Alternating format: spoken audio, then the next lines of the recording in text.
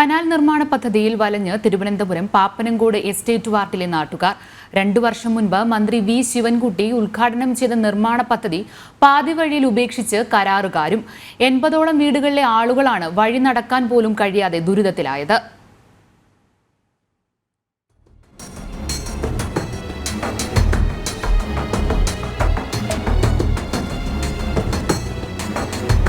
Pappanamcode estate വാർഡിൽ ഹൈസ്കൂളിന് സമീപത്താണ് പ്രദേശവാസികളെ വലച്ച് canal നിർമ്മാണ പദ്ധതി.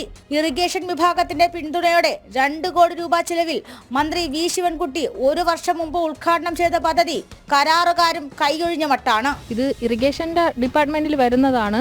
ആദ്യകാലത്ത് ഇത് പറഞ്ഞത് പെട്ടെന്ന് 9 മാസം കൊണ്ട് പണി പൂർത്തീകരിക്കുമെന്നാണ് പറഞ്ഞത്. ഇപ്പം നിങ്ങൾക്ക് കാണുമ്പോൾ തന്നെ ഇതിന്റെ അവസ്ഥ മനസ്സിലാവുന്നതാണ്.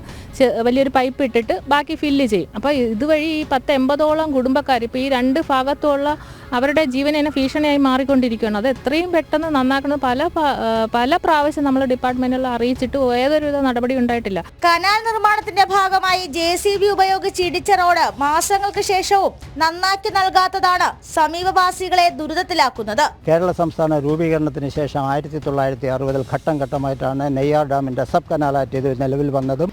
ഇന്ന് ഞങ്ങൾ 80 വയസ്സായവർ, എനിക്കിപ്പോൾ 80 വയസ്സുണ്ട്, 80 വയസ്സായ ആൾക്കാർ ഇവിടെ 6 പേരുണ്ട്. അതിൽ 2 പേര് കിടപ്പ് രോഗികളാണ്. 5 വയസ്സ് മുതൽ 10 വയസ്സായ കുട്ടികൾ 6 എണ്ണമുണ്ട്. അതുപോലെ തന്നെ 7 വയസ്സിന് മേലോട്ടുള്ള സ്ത്രീകളും പുരുഷന്മാരുണ്ട്. അവർക്കൊന്ന് പെട്ടെന്നൊന്ന് ആശുപത്രിയിൽ പോകണമെന്ന് വെച്ചിരുന്നില്ല, എങ്ങനെ പോകും? കനാലിന്റെ ഇരുകരകളിലുമുള്ള വീടുകൾക്ക് ഭീഷണിയായി മണ്ണിടിയുന്നതും മറ്റൊരു പ്രധാന പ്രശ്നമാണ്. ഇപ്പൊ നടന്നു പോവാൻ പോലും പറ്റാത്ത അവസ്ഥയാണ്. ഈ സൈഡുള്ള ആൾക്കാർ അറിയാലോ, വയസ്സായവർ ഉൾപ്പെടെ ഒരുപാട് പേര് താമസിക്കുന്നതാണ്. അപ്പൊ അവര് എന്തെങ്കിലും പെട്ടെന്ന് ഒരു അസുഖം വന്നാൽ പോലും ഹോസ്പിറ്റൽ പോലും പോകാൻ പറ്റാത്ത അവസ്ഥയാണ്. കുറച്ച് നാളുകൾക്ക് മുമ്പ് മറ്റേ കോർപ്പറേഷന്റെ ഏതായിട്ട് സൈഡ് വാൾ കെട്ടിയിട്ടുണ്ടായിരുന്നു. അതിനെ പോലും ഇടിച്ചിട്ട് JCB ഇറക്കാവുന്ന ഒരു തലത്തിൽ ഇറക്കിയിട്ട് അത് ഒരാഴ്ച കൊണ്ട് ചെയ്തു കൊടുക്കുമെന്ന് പറഞ്ഞത്. അതുപോലും ഒരു നടപടി ഇല്ലാതെ ആ വീട് തന്നെ ഇടിഞ്ഞ് താഴെ ഏകദേശം ഇനി മഴ ഇങ്ങനെ നിൽക്കുവാണെങ്കിൽ ഇവിടെയുള്ള എല്ലാ വീടുകൾക്കും അത് ഭീഷണിയാണ്. സമീപത്തുള്ള ഇലക്ട്രിക് പോസ്റ്റുകളും ട്രാൻസ്ഫോമറും അടുത്ത മഴയിൽ നിലം പതിക്കും. തെരഞ്ഞെടുപ്പിന്റെ തലേ ദിവസം കനാലിന്റെ കുറച്ചു ഭാഗം മണ്ണിട്ട് മൂടിയെങ്കിലും അതും മഴയിൽ ഇടിഞ്ഞു താഴ്ന്നു തുടങ്ങി.